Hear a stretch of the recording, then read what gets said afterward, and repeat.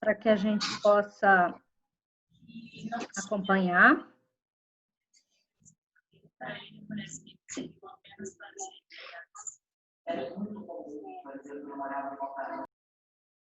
Peço a todos que mantenham os seus microfones desligados para que não interfira. E qualquer pergunta, né, que vocês queiram fazer ao longo da apresentação, mandem, por favor, no chat. Eu vou pedir às professoras que estão aqui com a gente para ir acompanhando aí o chat e me passar depois as perguntas, né? No final, a gente abre para poder responder essas perguntas. Bom, falar de custos, né, principalmente no momento como que a gente está vivendo, é muito bom, porque eu costumo dizer que custos numa empresa é a parte principal, né? Sem custos, sem saber exatamente o custo de um produto ou de um serviço, é quase que impossível a gente conseguir colocar o nosso negócio para frente. Haja vista que o custo do produto é que vai dizer por quanto eu posso vender aquele produto ou aquele serviço. É impossível a gente colocar preço em algo que a gente não conhece quanto custou. Então, por isso, da importância de se conhecer de custos, né? E por isso é um segredo tão bem guardado da maioria das empresas. As empresas devem se guardar os seus custos a 7 chaves, porque se o outro souber como que você trabalha seus custos, vai ficar muito mais fácil para ele concorrer, né? Então, eu costumo dizer que a chave do negócio está no custo. E nós, enquanto contadores, somos responsáveis por isso. Bom, então vamos começar aqui falando um pouco que, para se ter uma gestão estratégica de custos, nós precisamos tratar das áreas de conhecimento da contabilidade. Primeiro, contabilidade de custos, que é quem apura, né, todos os custos, seja de produção ou de serviços. A contabilidade gerencial, que fomenta, através de relatórios, o público interno da empresa dessas informações de custos. E a controladoria, como o próprio nome diz, ela trata do controle desses custos para tomar ali as medidas que forem necessárias para otimizar os processos, para fazer redução de custos, se necessário for, e aí fomentar a empresa para tomar as decisões acertadas. Então, nós vamos conceituar cada uma dessas áreas.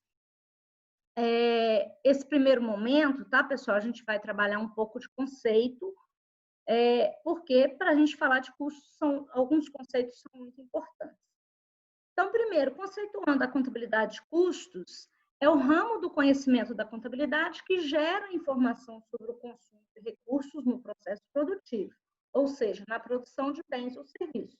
Então, como eu disse, a contabilidade de custos é ela que gera a informação do que foi gasto, né, no processo produtivo. Ou seja, ela que vai gerar a informação sobre o custo do processo. A contabilidade gerencial, que é o ramo da contabilidade, tem por objetivo fornecer instrumentos aos administradores das empresas que os auxiliem em suas funções gerenciais. Ela é voltada para a melhor utilização dos recursos econômicos da empresa através de um adequado controle dos insumos efetuados por um sistema de informação gerencial. Então, a contabilidade gerencial é a que vai fomentar, vai dar informações ao público interno, né, para que sejam tomadas as devidas decisões. Lembrando que nós, contadores, não somos tomadores de decisões, né? Nós fomentamos os gestores de informações úteis para essa tomada de decisão. Nós, contadores, apenas alimentamos, né, de informações os gestores para que esses tomem as suas decisões.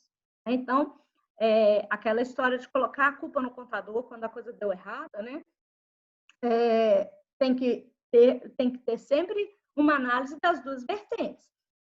Bom, o contador forneceu informações errôneas que levou a uma decisão errada pelo gestor, né? Porque ele não toma decisão, ele apresenta a informação.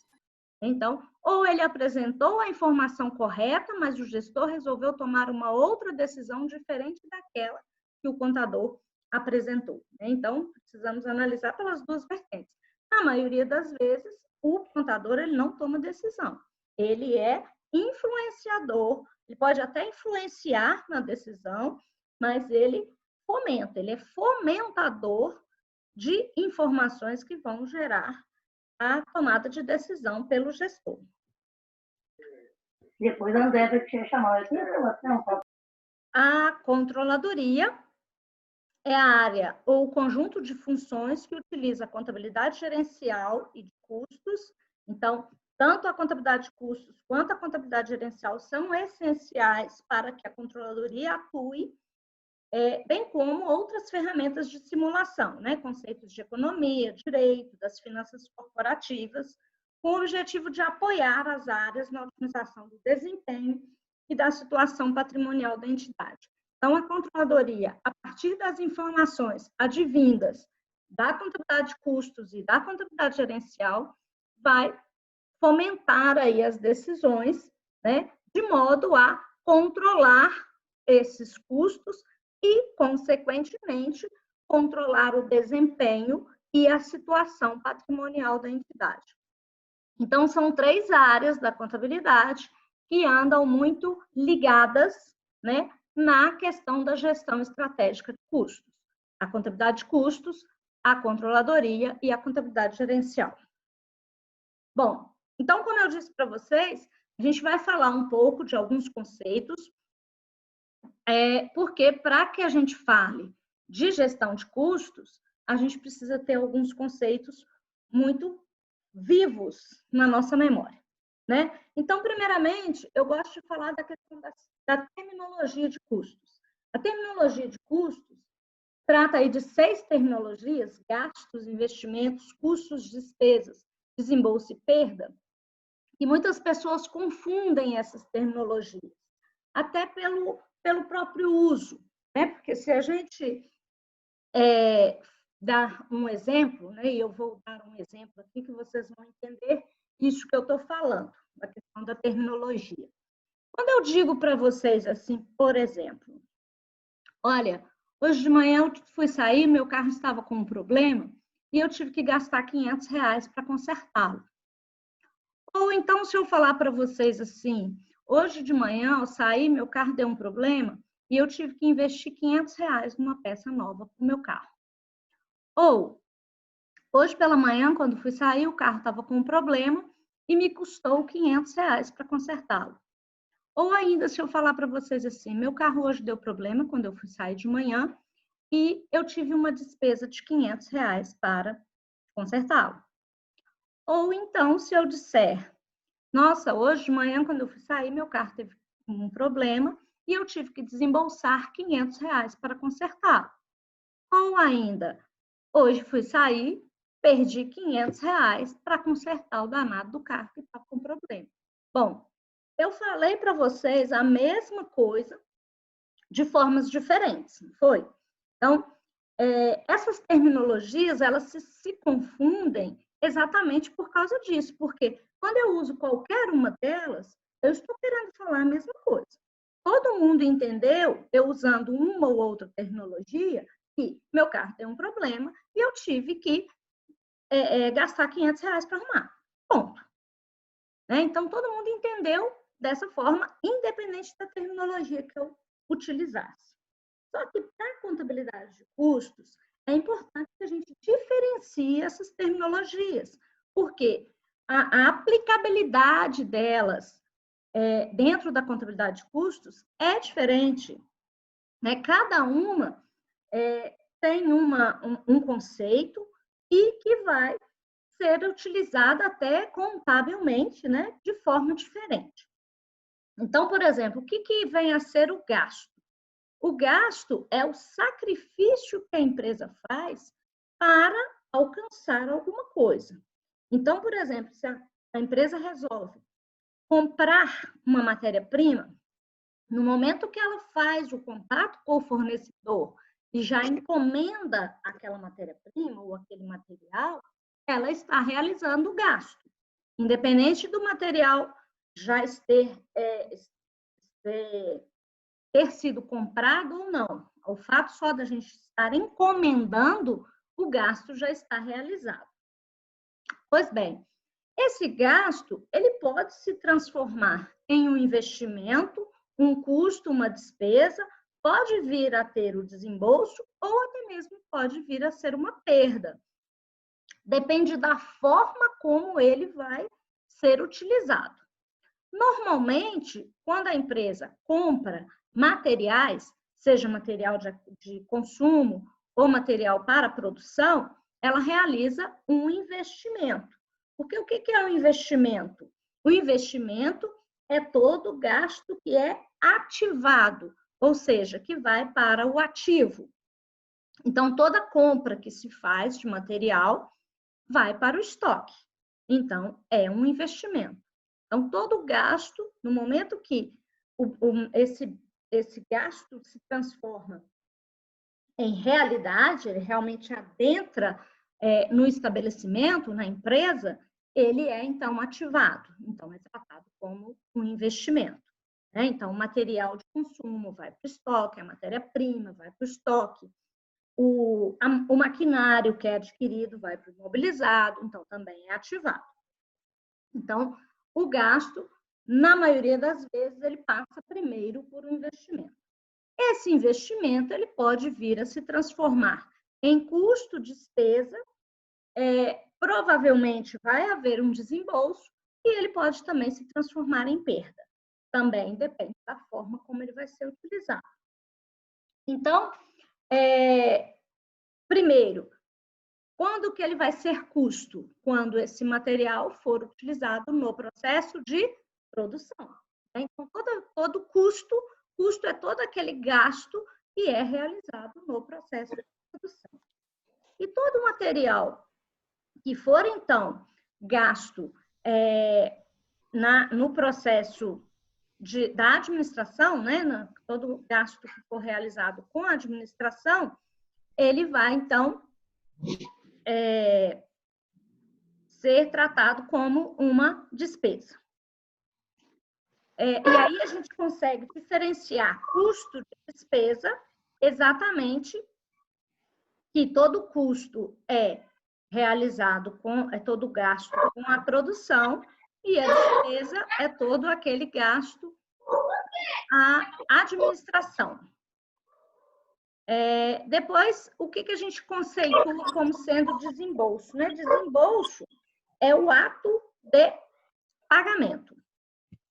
Ou seja, é o desencaixe, a saída de dinheiro. Então, aquele gasto que foi realizado lá no início do processo de produção, né, com a aquisição do material, não necessariamente ele vai sofrer um desembolso da aquisição.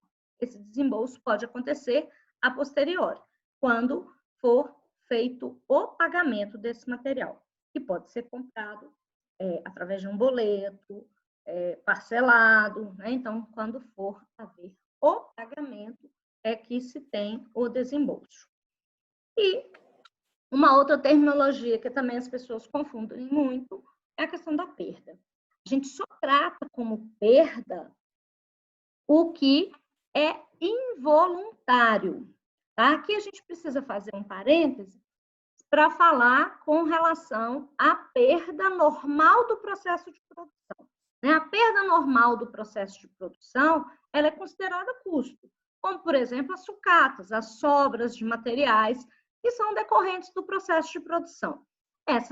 Essas eventuais perdas do processo de produção, elas não são tratadas em separado, elas são tratadas como custo, porque estão ali embutidas. Imaginem, por exemplo, uma costureira, né? Uma costureira dá o preço da sua confecção, né? E a matéria-prima é o tecido, que ela vai cortar e alguns pedaços vão sobrar, né? Esses pedaços que vão sobrar, ela não vai lá medir para poder diminuir no custo do material. Ela vai quantificar o custo do material, quantos metros de tecido que ela gastou para fazer aquela roupa, não é isso?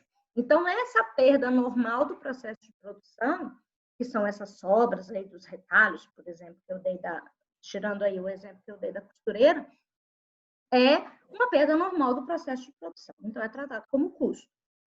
Já a perda que é tratada como que tem uma semelhança, inclusive, com custo e despesa, porque ela é descarregada no resultado, é a perda involuntária, ou seja, aquela que independe da ação da empresa, ela independe da vontade da empresa. Então, ela acontece de forma anormal. Então, é um incêndio, uma enchente, ou mesmo um assalto. Por quê?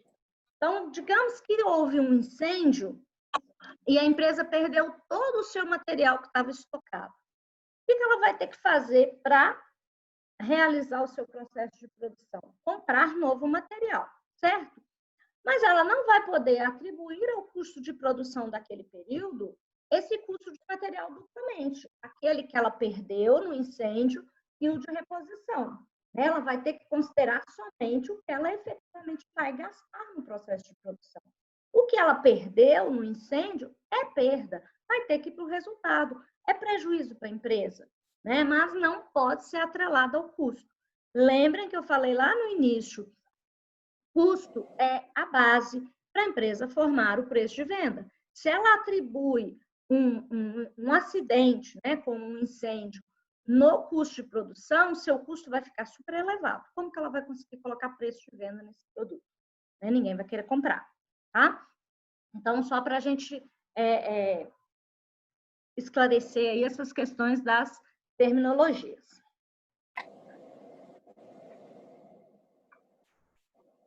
Sem querer, eu fiz um risco aqui, mas eu não sei como que eu tiro ele. Não foi você, não. Foi alguém que fez um risco. E eu gostaria que as pessoas não brincassem com isso e mantivessem, por gentileza, seus microfones fechados, tá? Bom, então, seguindo, pessoal, a gente tem aqui, a gente vai fazer a classificação dos custos, que são outros conceitos extremamente importantes para que a gente possa entender a questão da gestão dos custos. Os custos são classificados em relação ao produto, em relação à ocorrência e em relação ao volume de produção. Tá? Então, primeiramente, a gente vai classificar com relação ao produto, que é algo que vocês já devem estar cansados de ouvir falar, que a gente classifica os custos em custos diretos ou custos indiretos. Os custos diretos são aqueles que podem ser diretamente apropriados aos produtos, bastando apenas termos uma medida de consumo, né? Seja quilograma de material consumido, seja o número de embalagens utilizadas, o número de horas de mão de obra utilizadas, ou até mesmo a quantidade de energia consumida. Os exemplos mais comuns que a gente tem de custos diretos são as matérias-primas, porque elas podem ser medidas e quantificadas diretamente no produto. É o material de embalagem, é aquele que pode ser quantificado diretamente no produto, e a mão de obra direta, que é aquela que também a gente consegue quantificar diretamente no produto. A mão de obra, por exemplo, a gente sabe que tem mão de obra direta e mão de obra indireta. Porque existem, por exemplo, os supervisores de fábrica, e eles são tratados como custo indireto, porque eles supervisionam várias áreas dentro da fábrica. Então, é impossível atribuir o custo das horas trabalhadas deles diretamente ao produto. Isso tem que ser feito através de distribuição ou através de rateios. E essa é a grande diferença entre os custos diretos e os custos indiretos. Os custos diretos são aqueles que a gente consegue, então, apropriar, ou seja, a gente consegue medir, quantificar diretamente no produto. Eu olho para o produto e eu consigo saber, por exemplo, que material que foi utilizado ali, né? E esse material, ele é, então, tratado como um material direto.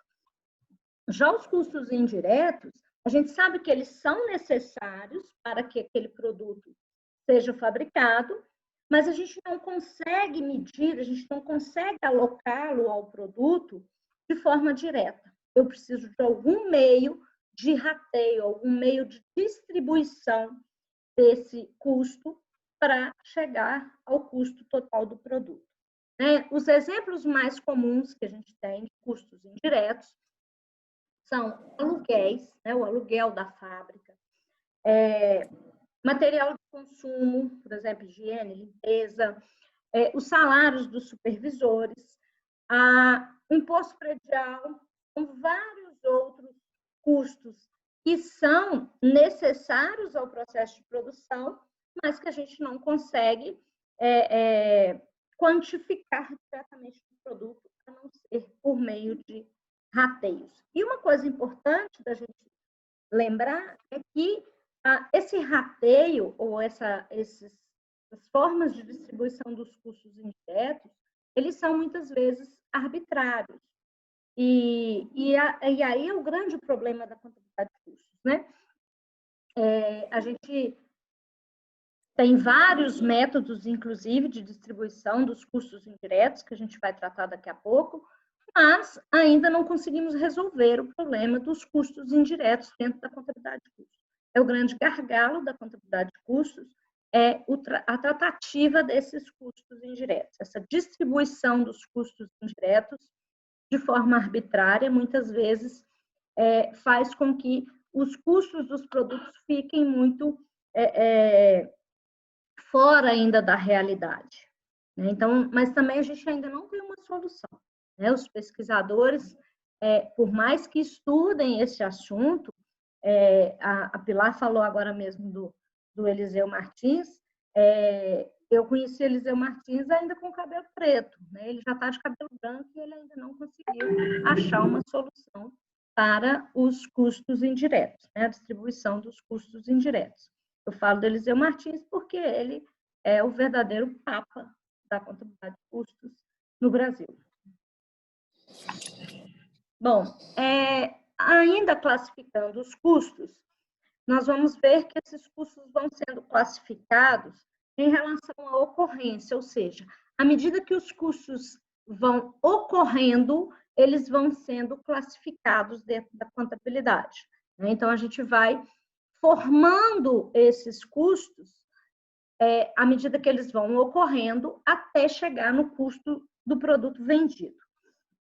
O custo do produto vendido, então, a gente pode dizer que seria o objeto final do custo. O que a gente trabalha para apurar durante todo o processo de produção é o custo do produto vendido. E inclusive, a única informação que é demonstrada dentro de um demonstrativo contábil. Então, se você buscar numa publicação de demonstrativos contábeis de uma empresa, você não vai encontrar qual foi o custo de material, qual foi o custo de mão de obra, de forma detalhada. A gente só consegue isso através dos relatórios gerenciais. São internos, guardados, inclusive, a 7 chaves.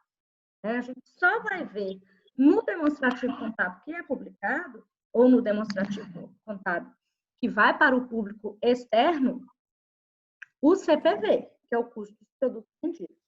Mas, para chegar nesse custo dos produtos vendidos, a gente precisa trabalhar todos esses outros antes. Os custos básicos, os custos de transformação, os custos de fabricação, os custos de produção acabada, para depois chegar nos custos de produtos vendidos. Bom, os custos básicos compõem, basicamente, o custo de material direto. E é muito simples a gente calcular o custo básico. Aliás,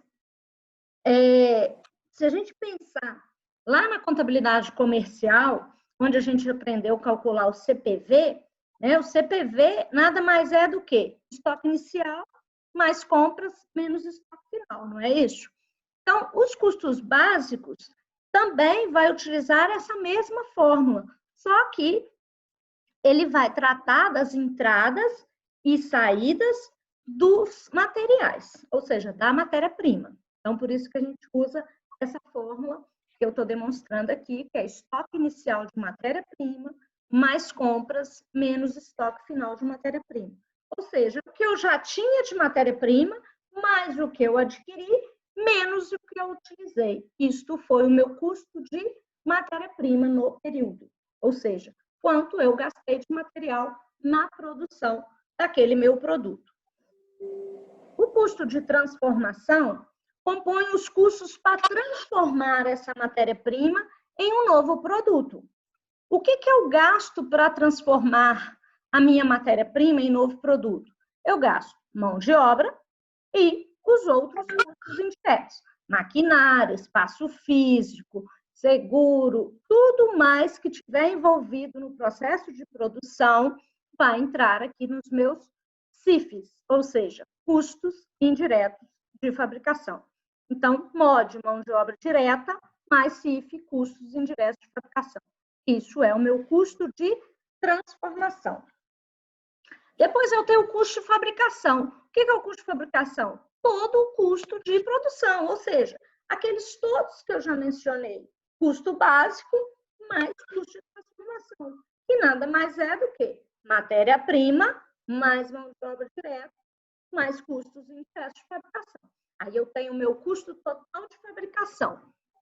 Só que eu preciso lembrar que dentro desse meu custo de fabricação, eu tenho produtos que foram totalmente acabados e tenho produtos que não foram totalmente acabados num período. Né? Nós estamos falando aqui agora de um período contábil. Então, o período contábil pode não coincidir com o período de produção.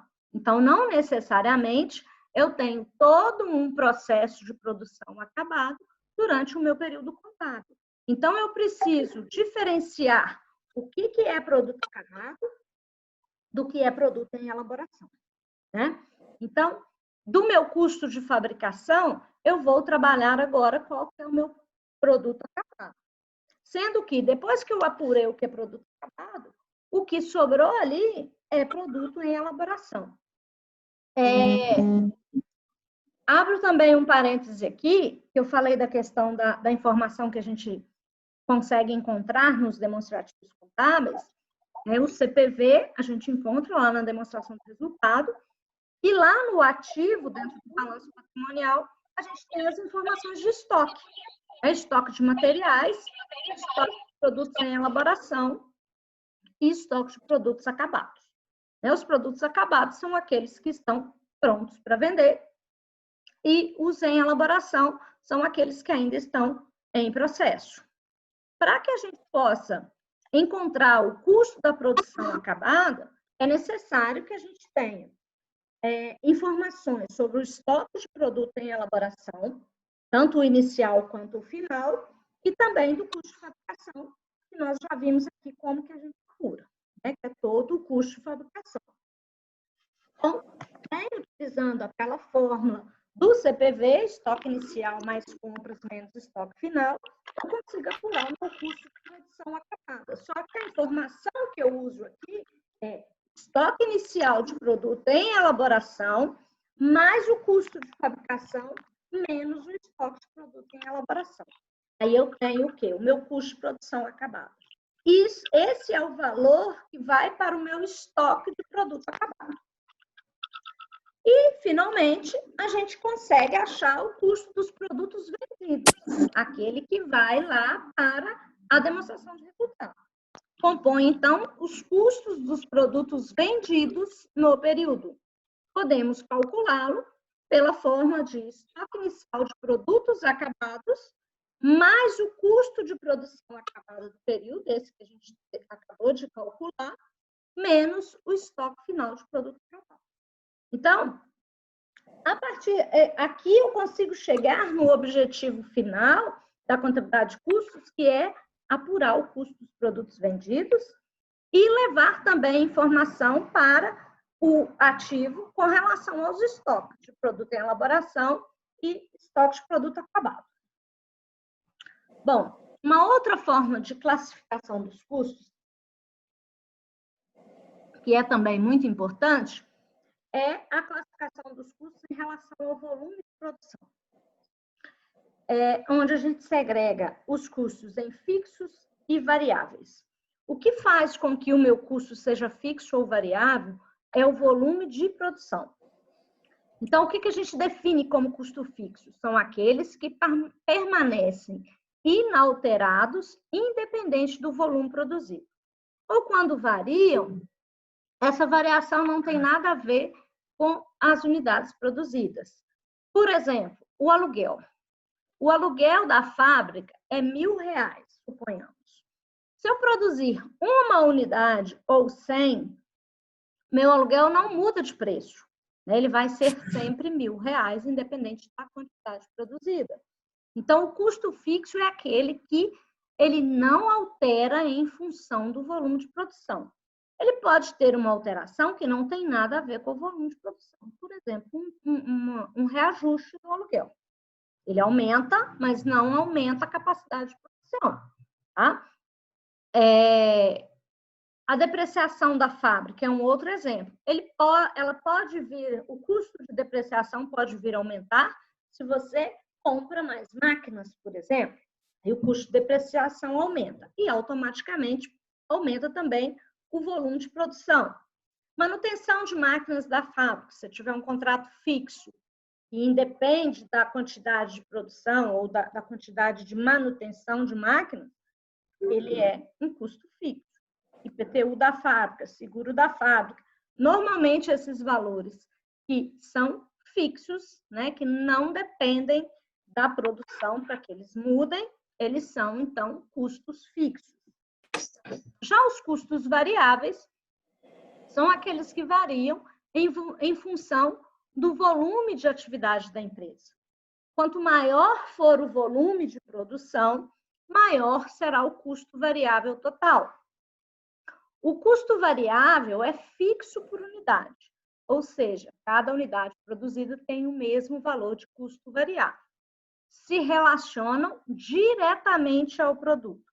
Bom, isso aqui, eu vou até mostrar uma tabelinha aqui para vocês, que mostra essa questão do custo variável tornar-se fixo por unidade. Por quê? Eu sei que, por exemplo, o custo de matéria-prima é R$100 por produto, tá certo? Então, a cada unidade produzida, eu gasto R$100 de matéria-prima. Se eu produzir 1.000 unidades, meu custo total vai ser 100.000. Se eu produzir 2.000 unidades, 200.000 e assim sucessivamente. Então, o que vai acontecendo com o meu custo variável? Ele vai aumentando à medida que eu vou produzindo mais. No entanto, o meu custo por unidade, ele é fixo. Então, esses custos, vocês vão ver que os custos fixos e variáveis, eles guardam uma relação inversamente proporcional. Exatamente porque o custo fixo, ele torna-se variável. Porque à medida que eu vou produzindo mais unidades, esse custo unitário, esse custo fixo unitário vai diminuindo. E o que acontece com o custo variável? Ele é fixo por unidade e à medida que eu vou produzindo mais unidades, o custo total vai aumentando. Então, eles guardam uma relação inversamente proporcional por causa disso. Os exemplos mais comuns que a gente tem de custos variáveis são os materiais usados no processo de produção, né? Matéria-prima, que é o material direto, e a mão de obra direta. Material de embalagem, ele também pode ser considerado um custo variável, desde que ele acompanhe a produção, né? Um por um. Uma embalagem para cada produto fabricado, um por um é custo variável. Então, ainda em relação ao volume de produção, é importante a gente relembrar isso aqui, né? Que a gente pode transformar os custos totais, os custos fixos e os custos variáveis em unitários. Basta apenas que a gente divida os seus totais pelas quantidades produzidas. Então, se eu tenho um custo total de produção de 50 mil reais e fabriquei lá 10 mil unidades, eu sei que o meu custo total unitário é de 50 reais por unidade. Se o meu custo fixo total, dentro desses 50 mil, foi de 30 mil reais e eu fabriquei 10 mil unidades, eu sei que 30 reais é custo fixo por unidade. Se o meu custo variável total foi de 20 mil reais e eu fabriquei 10 mil unidades, eu sei que o meu custo variável unitário foi de 20 reais por unidade. Então, aqueles 50 reais de custo total por unidade, ele se divide em 30 de variável, 30 de fixo, perdão, e 20 de variável, porque eu vou transformando esses custos totais em unitários de acordo com o volume de produção. Então, aqui eu tenho uma tabelinha que mostra exatamente isso. Oi? Está cortando. Está cortando? Está se cortando um pouquinho. Pode ser uma instabilidade. Melhorou? Uhum. Melhorou. Ok.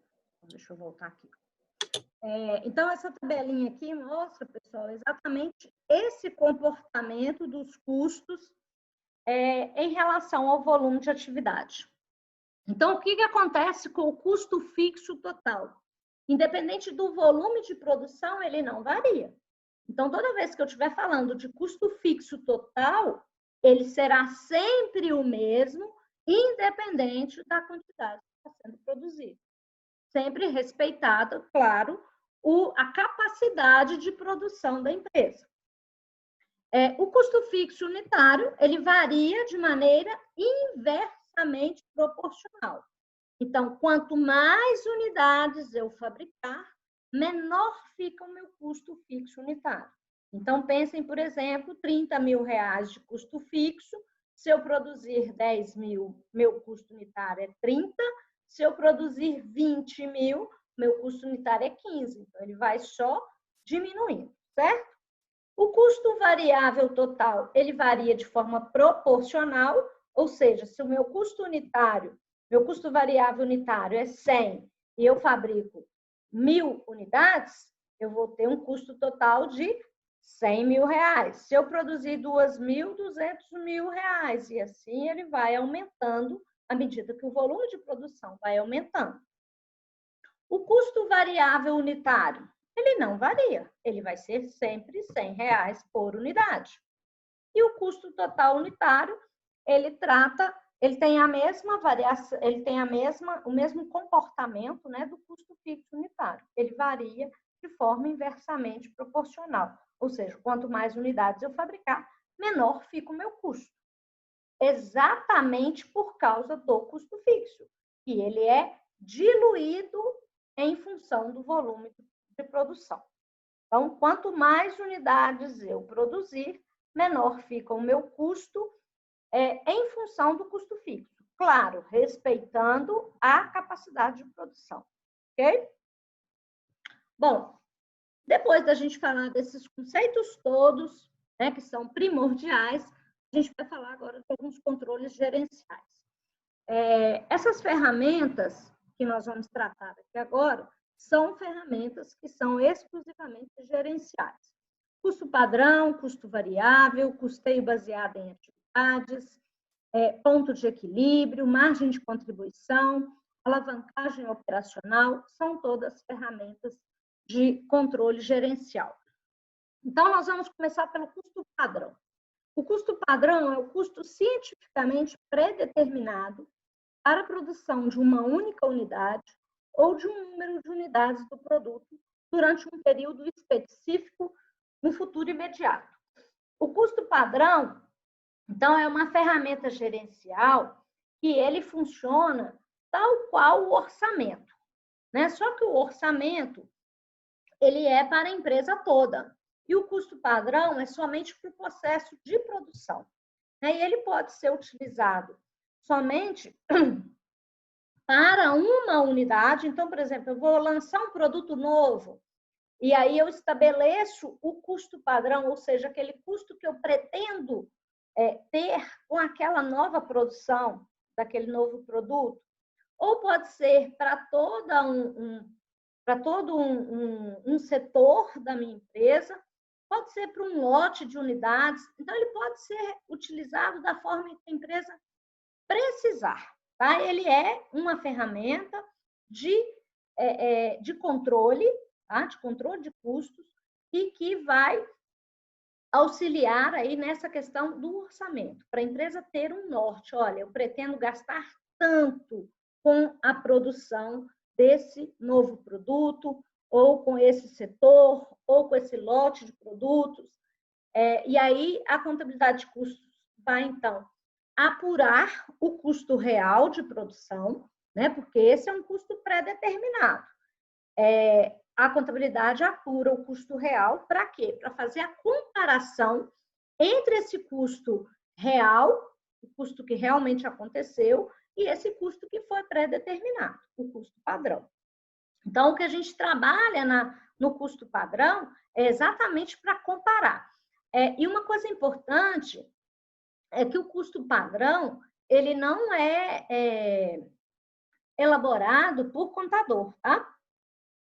Porque quem tem que elaborar custo padrão é quem está ligado ao processo de produção, quem conhece o processo de produção. Tá? Então, tem que ser lá o supervisor de área, ou o engenheiro de produção, ou até mesmo o controller. Né? Vocês sabem que o controller, não necessariamente ele precisa ser contador.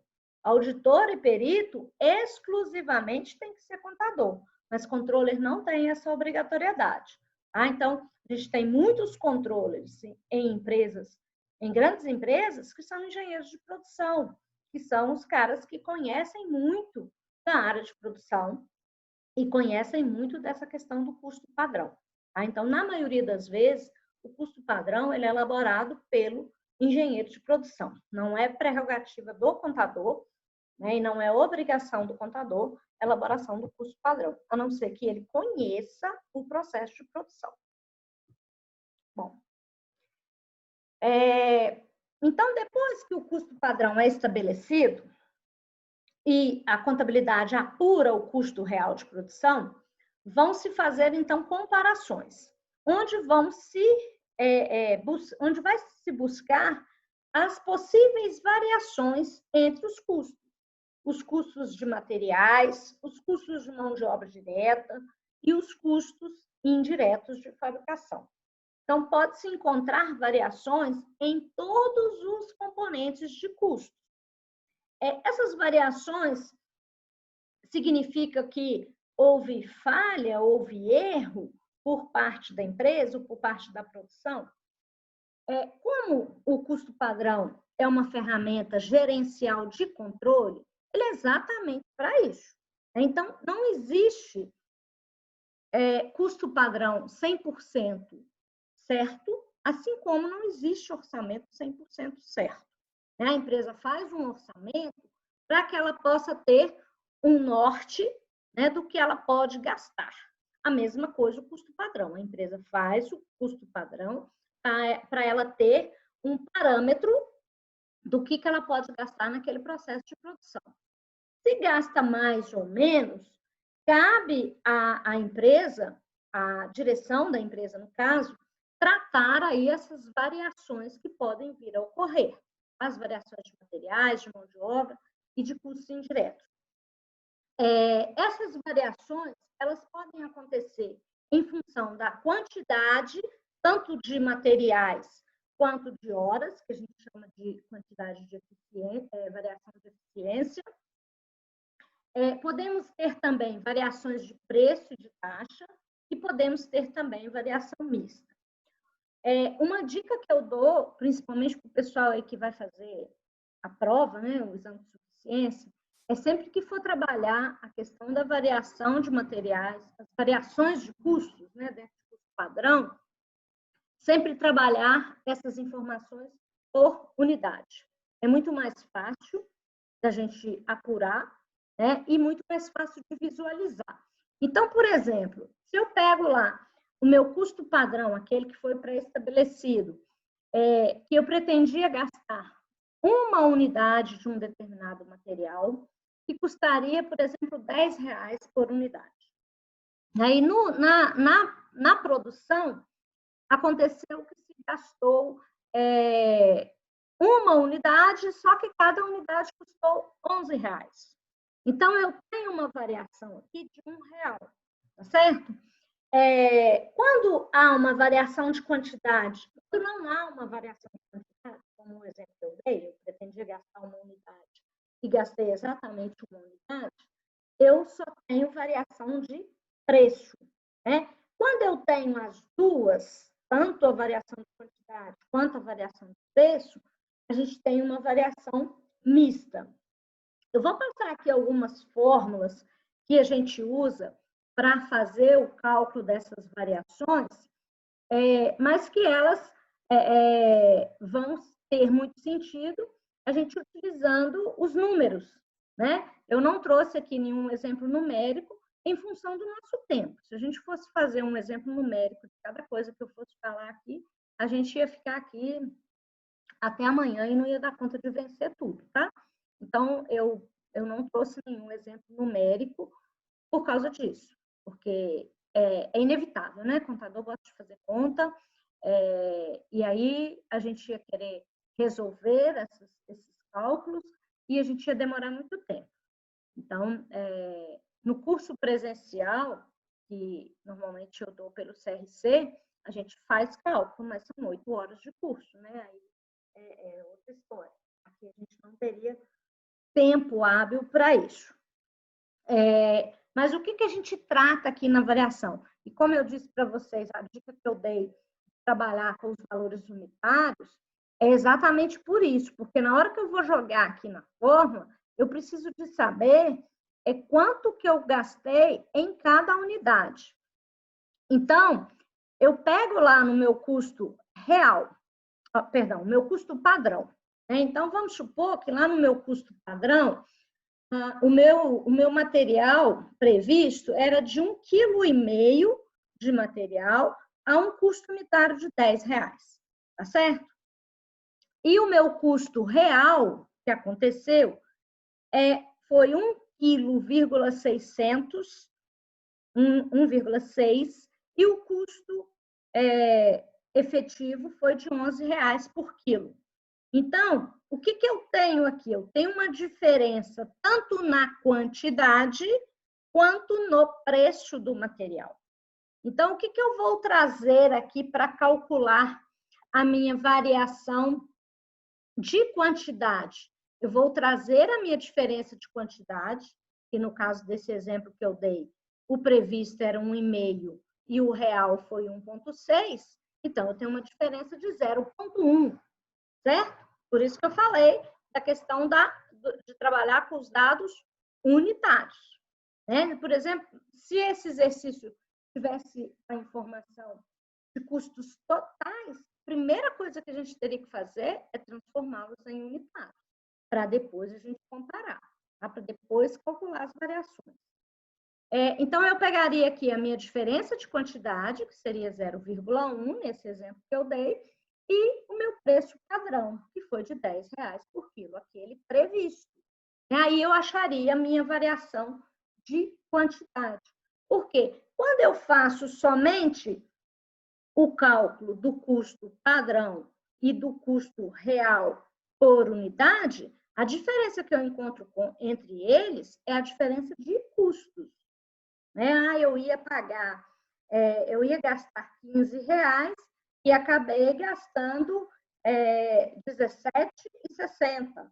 Então, bom, eu sei que eu tenho R$2,60 aqui de variação, mas de que é essa variação? É em função da quantidade, que foi maior, ou em função do preço, ou em função dos dois? Por isso que a gente demonstra. E aí, se vocês pegarem as questões do exame de suficiência, vocês vão ver que, muitas vezes, a questão quer saber uma única variação, e não a variação total. Então, tomar muito cuidado no que está sendo pedido. Né? Se é só a variação de quantidade, é só a variação de preço, é só a variação mista, são todas, é só a variação total. Normalmente não é a variação total só que se pede, porque ela é muito óbvia. Né? Eu calculo o custo padrão e calculo o custo real. A diferença entre os dois é a variação total do custo. Mas em função de que se deu essa variação? Foi a quantidade orçada que foi errada? Ou será que foi o orçamento que foi feito em relação ao preço do material que fez com que eu tivesse essa variação? Né? Então, quando a gente fala, por exemplo, em variação de quantidade, o que pode acarretar essa variação? Porque aí sim, pessoal, aí é que a empresa vai tomar as providências, né, necessárias para que essas variações não voltem a ocorrer. Por que pode acontecer variação de quantidade? Eu tenho um monte de fatores que podem levar à variação de quantidade. Por exemplo, máquina desregulada, e aí gasta mais material do que estava previsto. Pode ser desvio de material. Pode ser material mal acondicionado e acaba estragando, por isso há um desperdício. Então, na verdade, o que esse custo padrão, como uma ferramenta gerencial, ele vai trazer de benefício para a empresa? Exatamente para procurar gargalo, procurar aonde está tendo desperdício de material.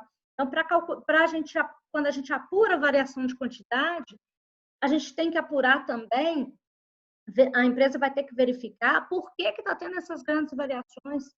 Né? Se é só em função do orçamento, que pode não ter sido feito de uma forma bem feita, ou se é mesmo em função do processo de produção. A produção está ineficiente, então está gastando mais do que foi previsto.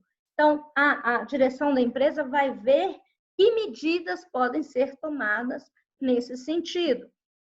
Quando a gente fala de variação de preço, será que a compra foi feita no tempo que ela tinha que ser feita? Ou será que foi o produto que aumentou mesmo de preço entre o tempo que você fez o orçamento e a efetiva compra? Ou será que não foi feito um preço padrão muito apertado, com um preço muito abaixo do que é a realidade, por isso tem grandes variações? Então, vai verificar o que realmente aconteceu. Quando a gente fala de variação mista, a variação mista, ela trata das duas variações ao mesmo tempo, tanto a de quantidade quanto a de preço. Vou só voltar aqui na variação de quantidade, porque eu não falei da questão da mão de obra. Eu foquei só no material. Quando eu tenho uma variação muito grande de mão de obra, aqui também é um momento da empresa buscar os gargalos. Por que nesse setor houve tanta variação de mão de obra? Será que está tendo pessoal ocioso aqui?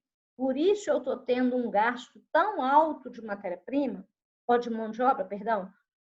Ou será que o meu pessoal está ineficiente, está tendo retrabalho? Né? Eu tenho pessoal desqualificado, pessoal que não está sendo treinado da forma correta para efetivar essas tarefas. Por isso eu estou tendo uma variação tão grande de mão de obra. Então, tudo isso tem que ser observado, né? A gestão da empresa tem que verificar para ver quais as medidas que ela vai tomar para corrigir.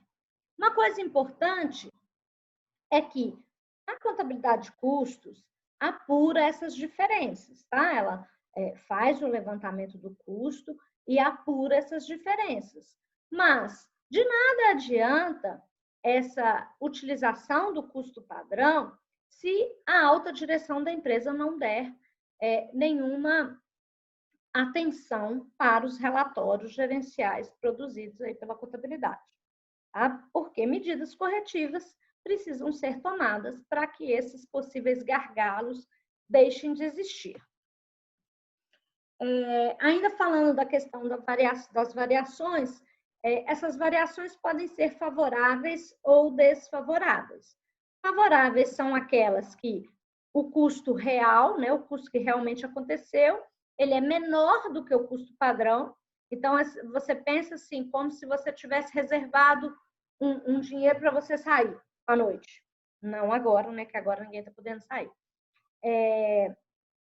E aí, você saiu com R$100 para gastar e voltou para casa com 20.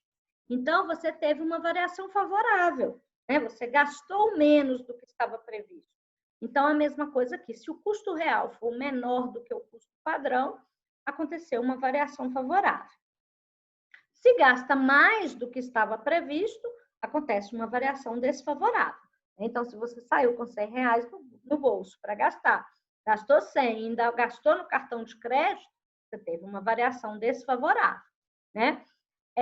Todas as duas variações devem ser observadas, tá? Não quer dizer que a empresa teve uma variação favorável entre o custo padrão e o custo real, que ela não deve verificar o que aconteceu, tá? Porque mesmo a variação favorável pode ser um indício de algum erro no processo de produção.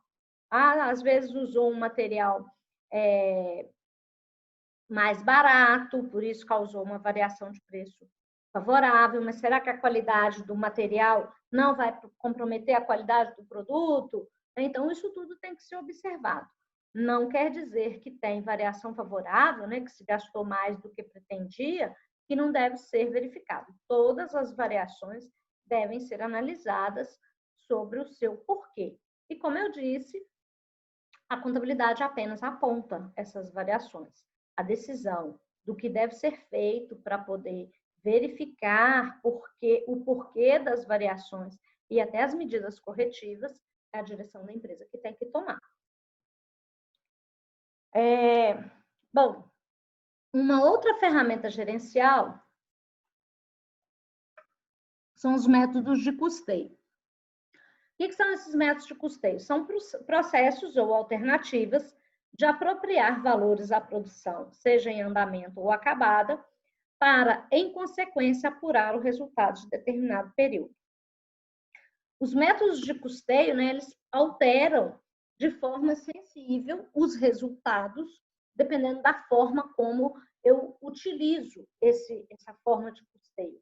Os métodos de custeio nada mais é do que a forma de tratar os custos indiretos, a gente vai ver. São 3 sistemas: o método de custeio por absorção, o método de custeio variável e o custeio baseado em atividade. O custeio por absorção é o método tradicional, né? Se vocês ouvirem falar, né, o custeio tradicional. O custeio tradicional é o mesmo que o custeio por absorção, que é o mais comum, é o mais utilizado, é o que o fisco aceita, e aí muita gente só utiliza esse método. Esse método é o sistema em que se apropriam todos os custos de produção, quer fixos, quer variáveis, quer diretos ou indiretos, e tão somente os custos de produção aos produtos elaborados. Então, todo o custo de produção do período é atribuído aos produtos acabados ou em elaboração, né, naquele período. E aí, são os custos indiretos, no método de custeio por absorção, eles são atribuídos aos produtos por meio de rateios. Estabelece-se uma base de rateio para que possa se atribuir os custos indiretos aos produtos fabricados. O custeio por absorção, ele atende às exigências societárias e fiscais e está de acordo com os princípios contábeis geralmente aceitos e com as normas da legislação tributária. Então, ele é um método que é amplamente utilizado exatamente por atender ao fisco. Então, muita gente prefere utilizá-lo para não ter que fazer um método para atender a gerência, né, para atender a contabilidade gerencial e outro método para atender o fisco. A gente vai ver que os outros métodos são importantes para a empresa. Esse é apenas para atender o fisco, então ele tem que ser feito dessa forma, porque é o que você vai entregar para o imposto de renda. Mas os outros métodos, eles são importantes para a gestão.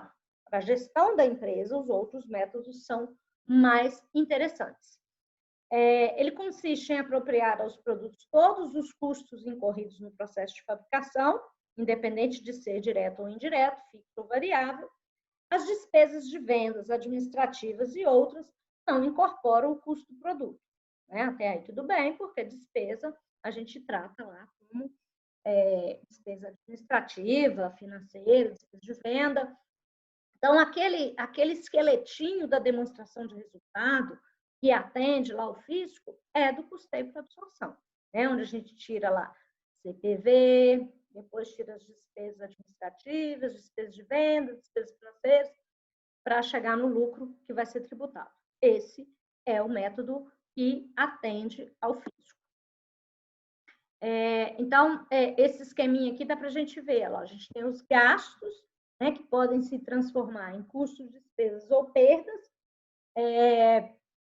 E aí a gente distribui os custos diretos diretamente aos produtos, produto A e produto B, e os custos indiretos eles passam por rateio para depois ser distribuídos a cada um dos produtos.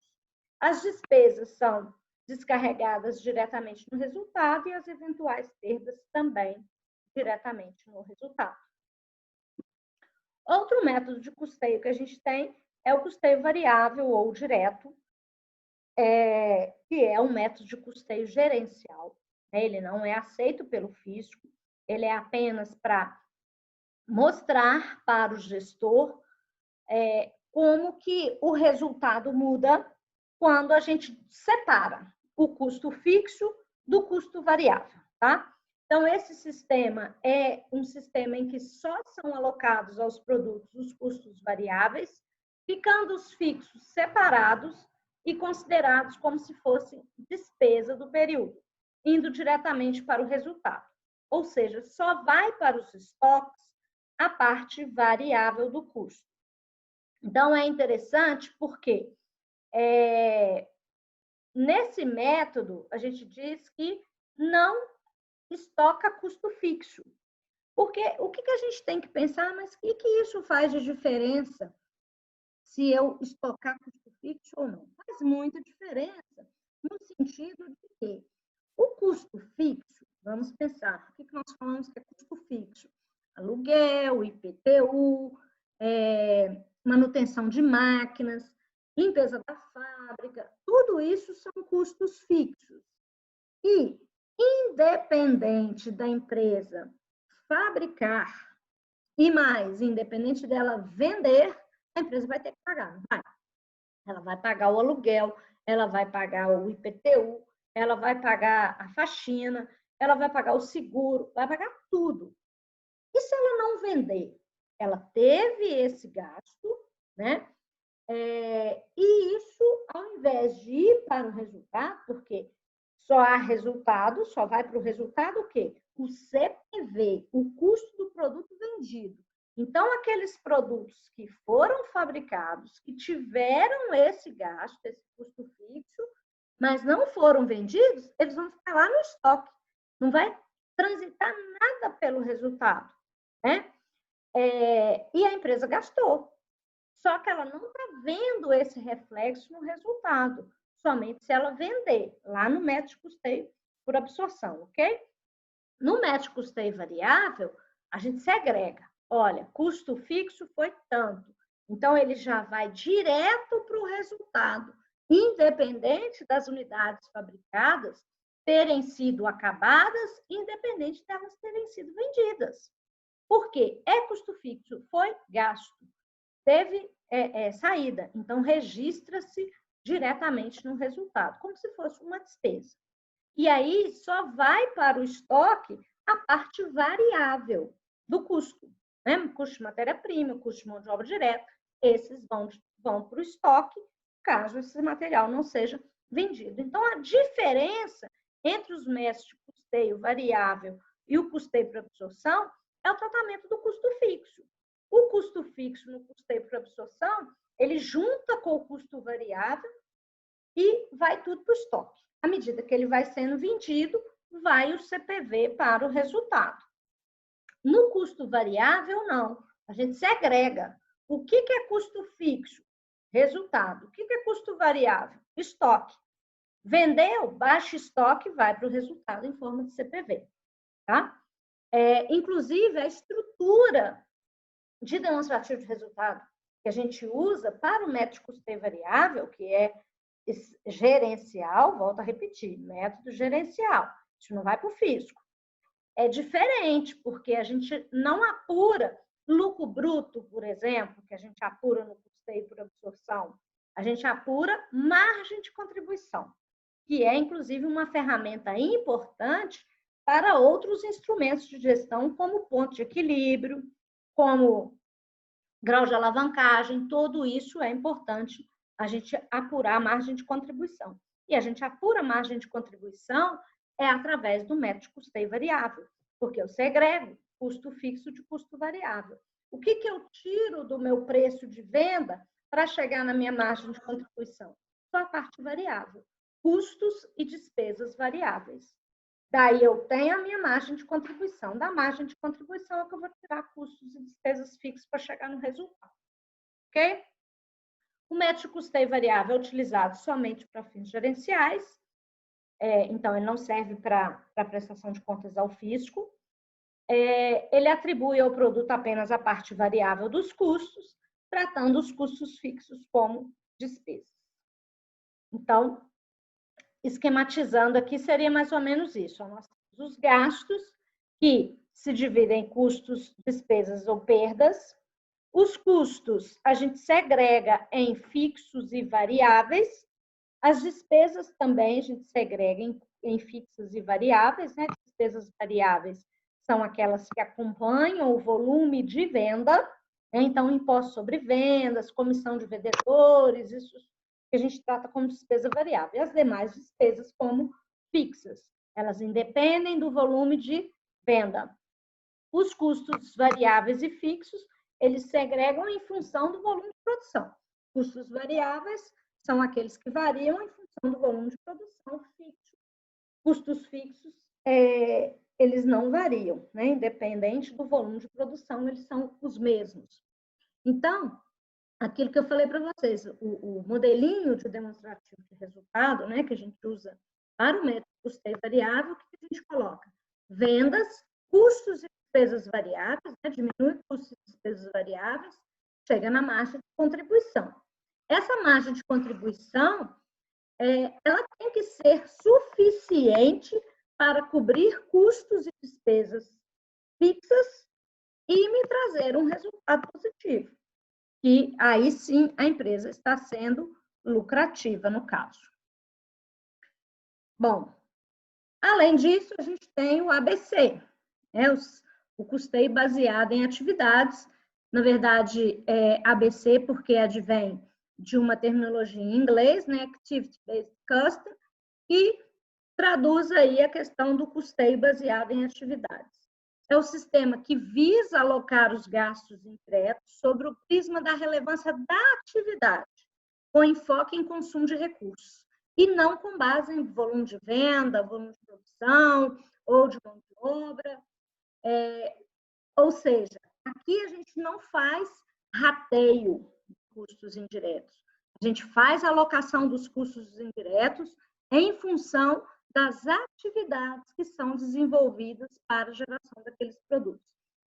É um método extremamente detalhado, né, extremamente trabalhoso, dá muito trabalho para se implementar na empresa, né, leva tempo, porque precisa de fazer todo um levantamento de atividades realizadas dentro de cada setor.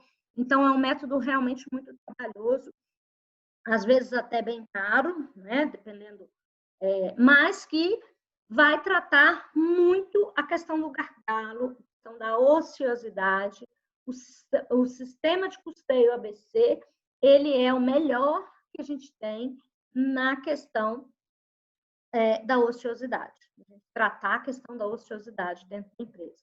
Então, aquele setor que tem alguma ociosidade, ou que tem muitos desperdícios, muitos gargalos, a implantação do ABC vai buscar exatamente isso, né? Então, aquelas empresas que estão querendo cortar custos, às vezes a implantação do ABC pode trazer aí esses cortes de forma sobremaneira, tá? De uma forma bem evidente, inclusive. Mas é trabalhoso, é demorado, precisa de fazer todo esse mapeamento de todas as atividades que são realizadas dentro da empresa, aquelas que têm envolvimento direto ou indireto com o produto, para depois alocar esses custos aos produtos.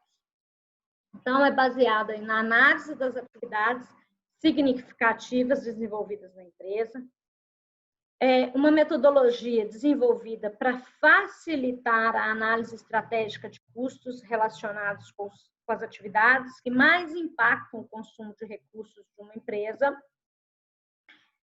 Então, o método de custeio baseado em atividades, basicamente, é a gente distribuir todos os custos em função das atividades que são realizadas.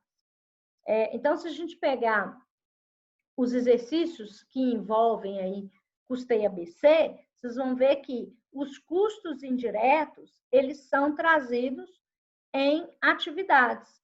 E o que faz com que você leva esses custos das atividades aos produtos é exatamente os direcionadores de custo.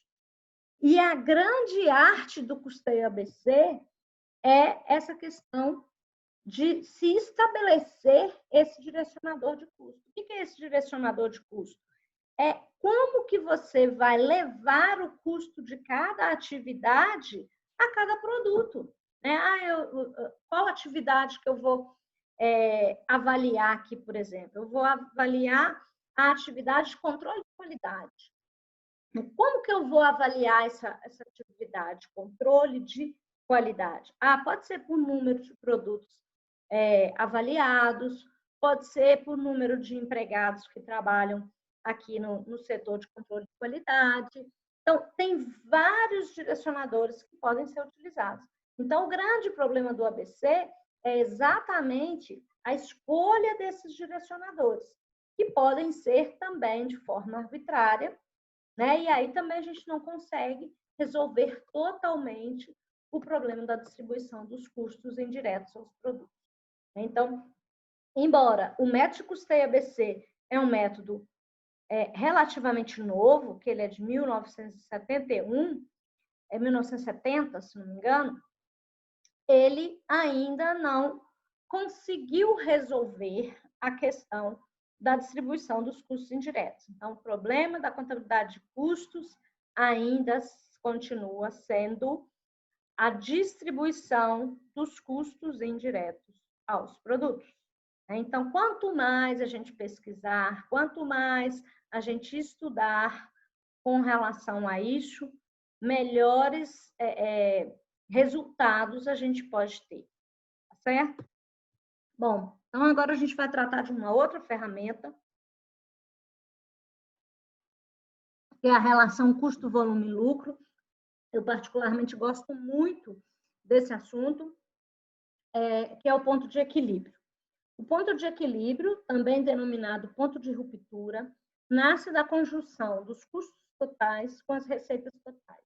Ou seja, no ponto de equilíbrio, não há lucro ou prejuízo, pois o valor total das receitas será exatamente igual ao valor dos custos e despesas fixos ou variáveis. Vocês já devem ter ouvido falar do ponto de equilíbrio, né? Tanto na contabilidade de custos quanto na economia, porque o ponto de partida do ponto de equilíbrio é exatamente esse, né? Equilíbrio entre receitas, custos e despesas. Mas como que isso pode ser útil para a gestão de custos? Isso pode ser muito útil. Por quê? Nesse ponto de equilíbrio, é que a gente vai determinar se a empresa pode aumentar preço de venda, se ela pode diminuir preço de venda, se ela pode dar desconto, se ela pode parar de vender, não quero mais vender esse mês, então não vou vender mais, ninguém é louco de fazer isso, mas né, pode acontecer. Por quê? Esse ponto de equilíbrio, não sei se vocês estão conseguindo ver aqui por causa desse risco, mas o risco azul está quase em cima aqui do ponto de equilíbrio. Então, esse ponto de equilíbrio é o momento em que a empresa não tem nem prejuízo, nem lucro. Ela está no 0 a 0. Ela fez para cobrir seus custos e despesas. A partir daqui, né, qualquer valor, qualquer venda que ela fizer acima desse ponto de equilíbrio, ela está já atingindo uma lucratividade. Então, é vantagem para ela. Então, a gente vai ver que o ponto de equilíbrio, a gente trabalha com ele sobre 3 óticas. Né? Primeiro, o ponto de equilíbrio contábil, que é exatamente este, onde a gente não tem lucro nem prejuízo. Tem o ponto de equilíbrio econômico, que para mim é o melhor deles, porque ele prevê uma lucratividade, né? Então, ele prevê a lucratividade desejada.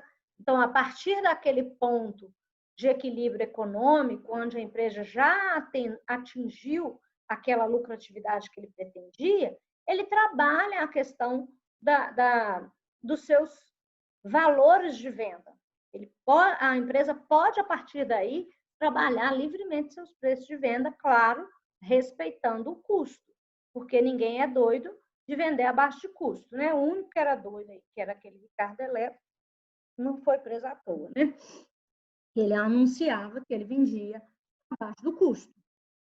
Isso é impossível. Uma ou outra unidade, né, para o cara fazer uma gracinha, chamar o cliente, ele ainda pode fazer, porque ele tem várias outras unidades que já lhe deram a lucratividade desejada. Mas vender muitas peças abaixo do custo é loucura, para pagar para trabalhar, né?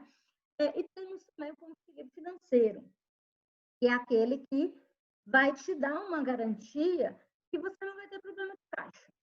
Então, esses 3 pontos de equilíbrio são muito importantes para a gestão das empresas, principalmente nesse momento de crise, né? Porque a empresa vai estabelecer qual que é o número mínimo que ela precisa vender para ela não ter problema de caixa, por exemplo, para ela não ter prejuízo, para ela não ter que pagar para trabalhar, né? Para ela não ter que deixar de ter sua lucratividade, para que ela não deixe de arcar com seus compromissos, tá bom? Então, vamos ver cada um deles. O ponto de equilíbrio contábil prevê o mínimo de receita que a empresa precisa alcançar para que não tenha prejuízo. Então, nesse ponto, receita é igual a custos e despesas, que é exatamente aquele gráfico que eu mostrei aqui. Para calcular esse ponto de equilíbrio contábil, o que a gente precisa fazer? Primeiro, a gente precisa segregar custos fixos de variáveis, despesas fixas de despesas variáveis. É a primeira coisa que a gente precisa fazer. Por isso que a gente falou antes, né, sobre a questão da classificação dos custos em relação ao volume. Por isso a gente falou antes do método custo variável, porque é nele que a gente trata a questão da margem de contribuição. Então, pois bem, depois que a gente segrega custos e despesas fixas de custos e despesas variáveis, lembrando que os custos e despesas fixas sempre são totais e os custos e despesas variáveis sempre unitários, ok? Depois que a gente faz essa separação, a gente calcula o ponto de equilíbrio contábil, levando em consideração custos e despesas fixas e divide isso pela margem de contribuição unitária. A margem de contribuição unitária vai ser o quê? O preço de venda menos os custos e despesas variáveis. O que vem dentro desses custos variáveis? Mão de obra, matéria-prima, unitários. E o que vem dentro das despesas variáveis? Impostos sobre vendas e comissão de vendedores, são os mais comuns. Então, a gente calcula a margem de contribuição unitária, e a partir da margem de contribuição unitária, a gente consegue determinar o ponto de equilíbrio contábil. Esse número que nós vamos encontrar de ponto de equilíbrio contábil, ele vai ser em número de unidades, né? Quando eu trabalho com essa fórmula aqui, custos fixos mais despesas fixas sobre margem de contribuição unitária. O número que eu vou achar aqui é o número mínimo de unidades que eu preciso vender para não ter prejuízo. Se eu multiplico esse número pelo preço de venda, eu tenho a minha receita mínima que eu preciso alcançar para não ter prejuízo, ok? Bom, e o ponto de equilíbrio econômico? Prevê um mínimo de receita que a empresa precisa atingir para conseguir alcançar a lucratividade pretendida. Para calcular esse ponto de equilíbrio, a gente usa a mesma fórmula do ponto de equilíbrio contábil, só que eu vou ter que determinar qual que é esse lucro que eu pretendo alcançar. Esse lucro que eu vou determinar, eu preciso saber como que eu desejo obter o meu lucro, né? Ou seja, como que o sócio ou o acionista pretende ter a sua lucratividade. Então, precisa ser definido anteriormente, previamente, né? O acionista pretende ter um lucro de X% do que ele investiu, por exemplo. Tá? Então, suponhamos que o capital da empresa é de 1 milhão e esse sócio quer ter 10% de retorno sobre o que ele investiu.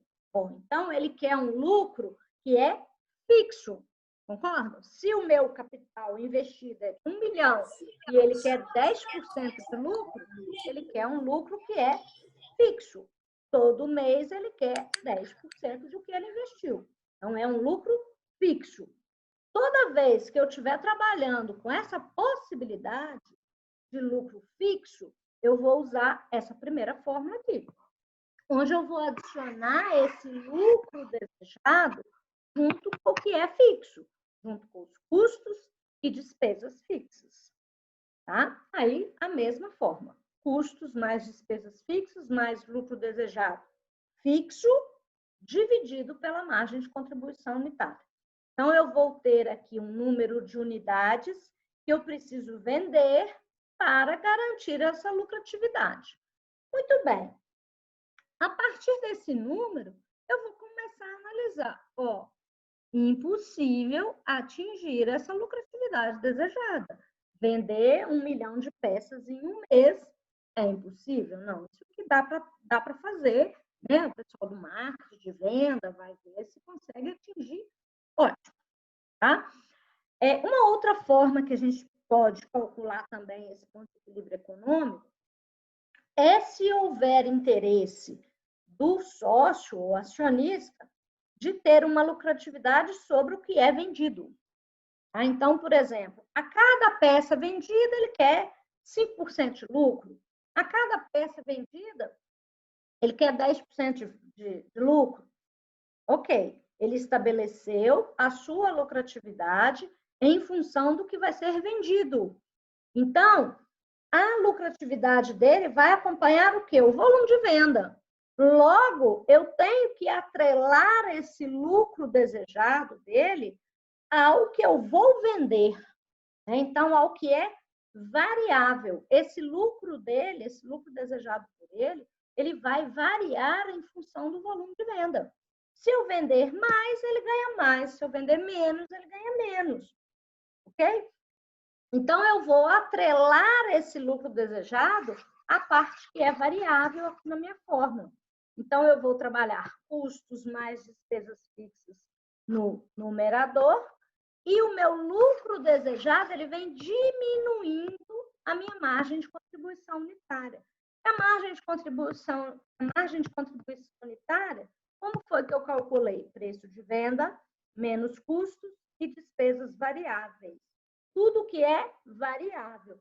Se o lucro desejado por ele é variável, ele vai vir junto com a parte variável da minha fórmula.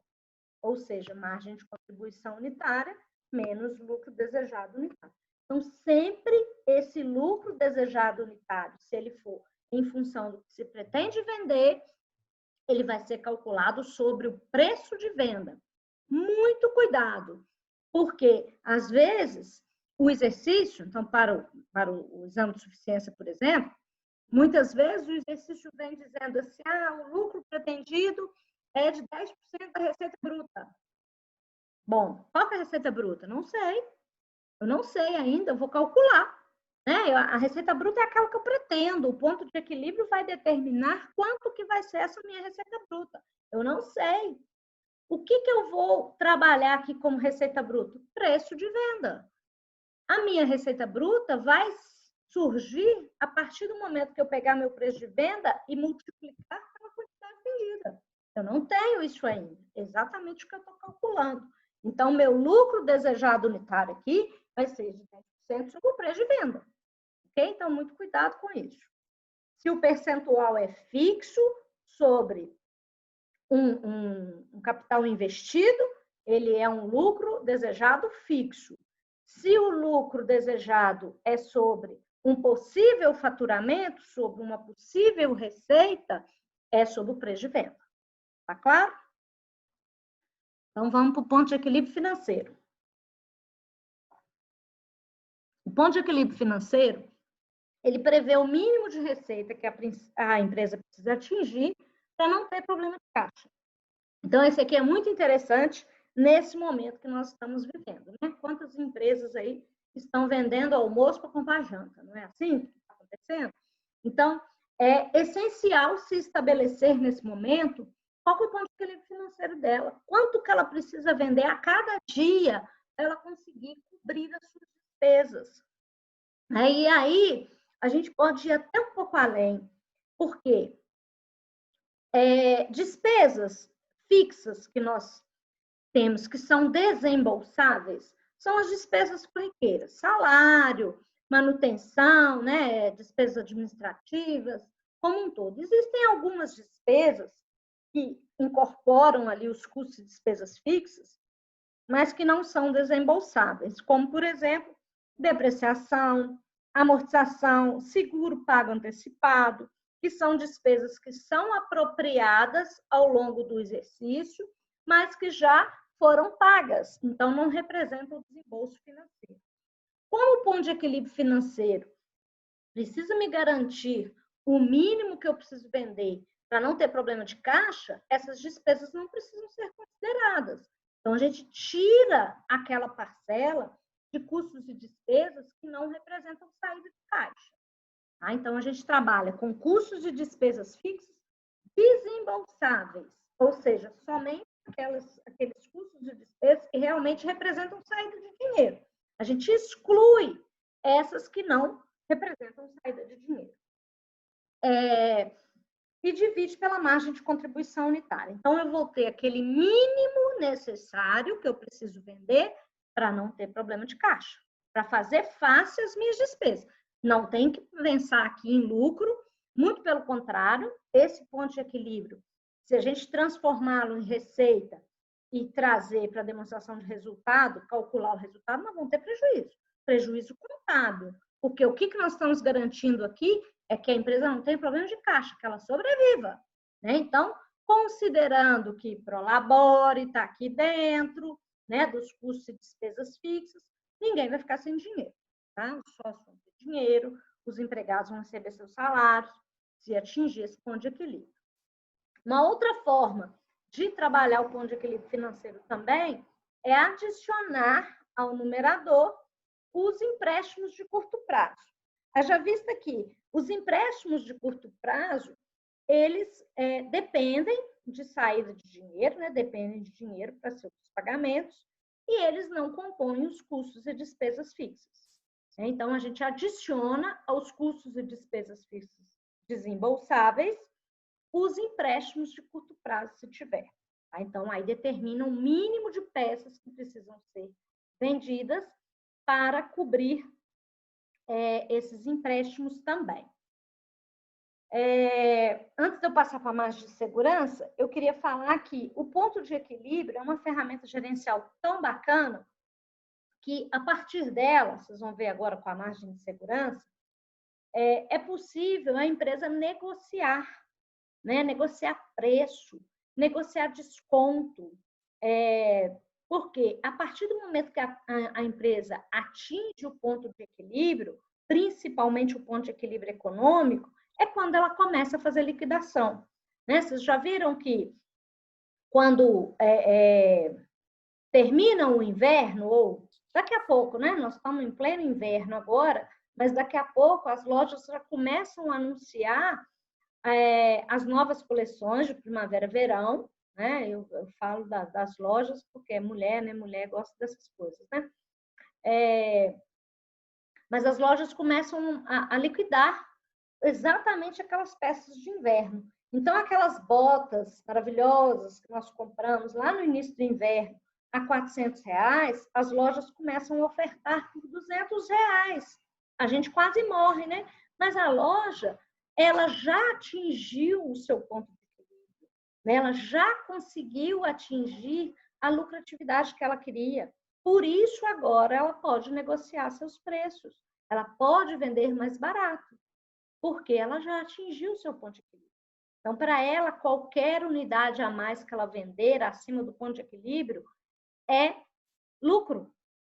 Tá? Tirando, lógico, os custos e despesas variáveis, tudo que ela vender acima do ponto de equilíbrio é lucro, porque ela já cobriu custos e despesas fixos, que é o mais difícil de se cobrir. Tá? Está numa situação normal, né, gente? Nós estamos falando de uma situação normal, não numa situação hoje, porque hoje ninguém está conseguindo atingir nem o ponto de equilíbrio financeiro, de tão difícil que estão as coisas para as empresas, né?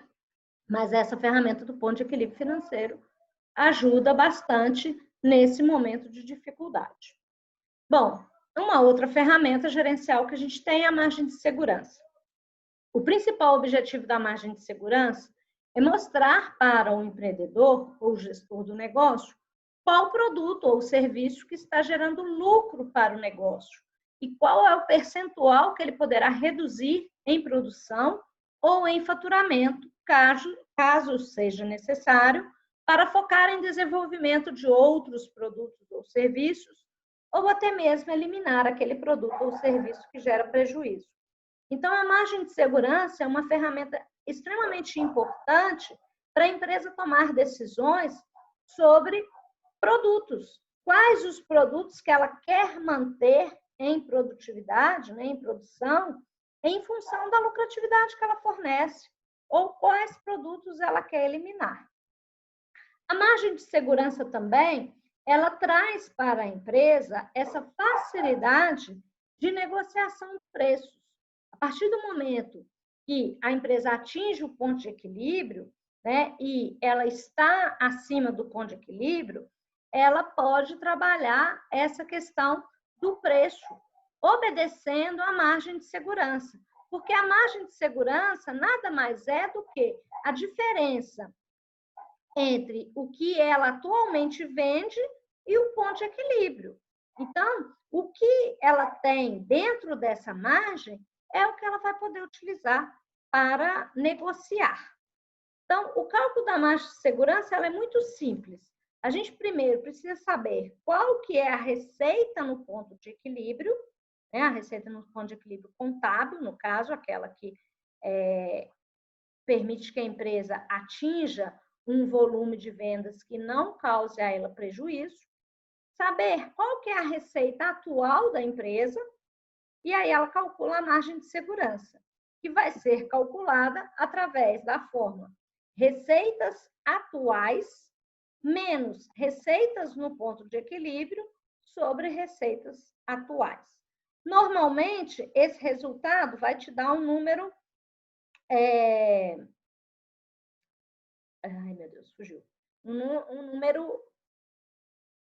Não é o percentual. Mas a margem de segurança ela pode ser ou percentual ou em número índice. Ele vai te dar um número índice, desculpa. Ela vai te dar um número índice, que você multiplica por 100, que ela vai ser o número percentual, sua margem de segurança percentual. O que significa essa margem de segurança? Que você tem até X% para diminuir o seu volume de venda ou até mesmo o seu preço de venda sem que isso represente prejuízo para a empresa. Por quê? Se ela está entre o ponto de equilíbrio e a receita atual, significa que ela está dentro de uma margem que não irá lhe gerar nenhum prejuízo. Então, a margem de segurança é exatamente para a gente poder determinar aí essa margem que a gente tem para poder negociar com os clientes. Então, por exemplo, quando você vai numa loja e pede desconto, né, para o vendedor, ele vai lá e conversa com o gerente. E, às vezes, ele te dá a seguinte resposta: não consigo mexer mais no preço, porque eu não tenho mais margem. Ou seja, ele não consegue reduzir o preço de venda além daquilo que ele já te ofereceu, porque a margem de segurança dele já está no limite. Então, ele não pode reduzir mais, porque se ele reduzir mais o preço de venda, ele vai ficar abaixo do ponto de equilíbrio. Abaixo do ponto de equilíbrio é prejuízo. Ok? Bom, o nosso último assunto é a questão da alavancagem operacional. A alavancagem operacional é medida pela proporção dos custos fixos em relação aos custos variáveis. Para produtos com alta alavancagem operacional, pequenas alterações no volume de vendas resultarão em grandes mudanças nos lucros. Ela é determinada em função da relação existente entre as receitas operacionais e o lucro antes do imposto de renda. Os custos operacionais das empresas permanecem inalterados em determinados intervalos de produção e venda. São os custos fixos, né? Sendo que quanto menos se produz, mais se sente o peso dos custos fixos. Aquela questão que a gente conversou lá no início, que os custos fixos, eles têm um comportamento inversamente proporcional, né? Quanto maior o volume de produção, menor fica o custo fixo. Para você entender melhor, empresas buscam alavancagem operacional quando captam financiamentos para aumentar a produção sem aumentar custos fixos. Então, ela está buscando alavancar, né, através de financiamentos que vão alavancar as suas vendas, mas isso não aumenta seus custos fixos. Porque uma forma de aumentar produtividade é aumentar a planta da fábrica, por exemplo, aumentar a capacidade produtiva, mas isso, consequentemente, traz aumento nos custos fixos. Além dos investimentos que são demandados, isso traz aumento nos custos fixos. Além disso, quando os custos fixos precisam ser cobertos pela ampliação da produção e das receitas provenientes das vendas, dizemos que a empresa procura obter alavancagem operacional. Na maioria dos casos, projetos de alavancagem visam a aquisição de ativos imobilizados que aumentem o volume produzido e resulte em receitas mais do que suficientes para cobrir todos os custos fixos e variáveis. Nós estamos vivendo um momento hoje, né, que nem estamos falando na questão de alavancagem operacional, porque ninguém está querendo aumentar produção, muito pelo contrário, estão querendo diminuir em função da dificuldade que está tendo com relação às vendas, né? Resumindo tudo isso, a alavancagem operacional determina a proporção entre o lucro e o volume comparado com um determinado nível de vendas. Ou seja, serve como um instrumento para responder a seguinte pergunta: para aumentar o lucro em X%, quanto devemos aumentar o volume de produção?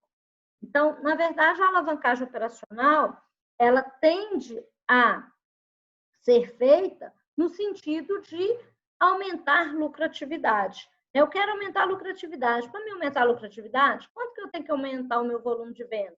Para me aumentar o volume de venda, quanto que eu tenho que aumentar em produtividade? Então, uma coisa está atrelada à outra.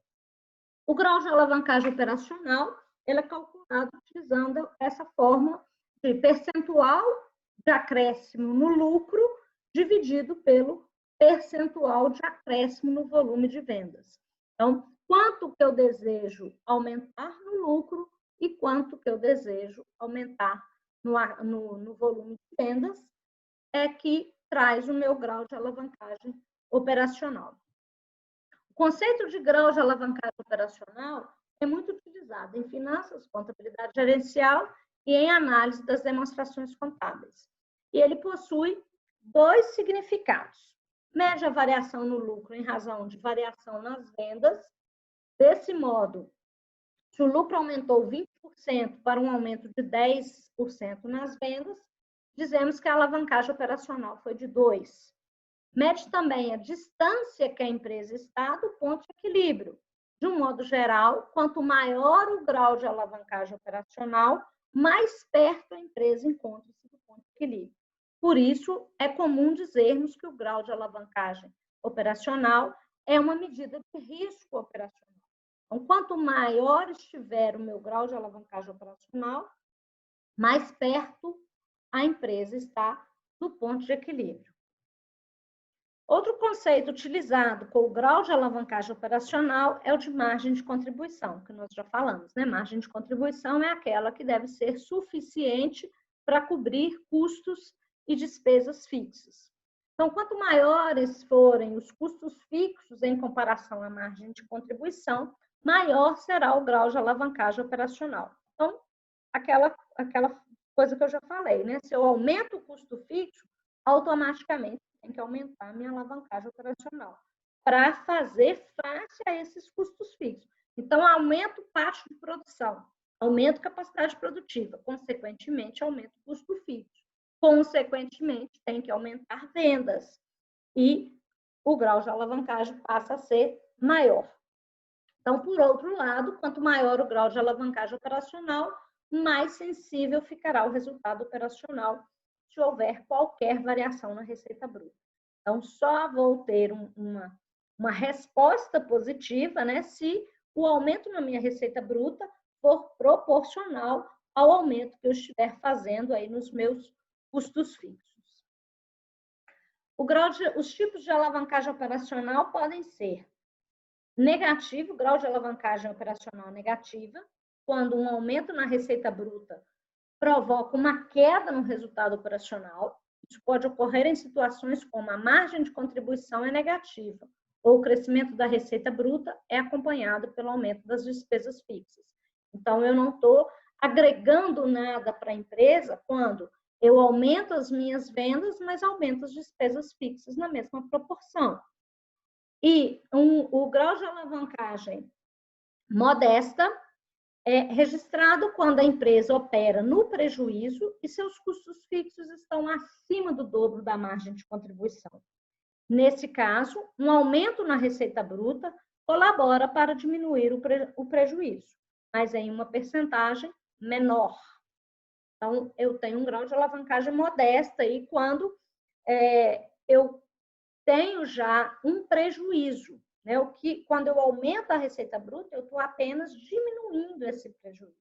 Então, o grau de alavancagem não vai fazer tanta diferença aí no meu resultado, apenas diminuir o meu prejuízo. O grau de alavancagem em equilíbrio ocorre quando a empresa opera no prejuízo e seus custos fixos são exatamente o dobro da margem de contribuição. Nestes casos, um aumento na receita bruta colabora para diminuir o prejuízo na mesma proporção. E o grau de alavancagem operacional é o que ocorre na maioria dos casos, ou seja, um aumento ou uma diminuição na receita bruta gera um aumento ou uma diminuição do resultado operacional num percentual sempre maior.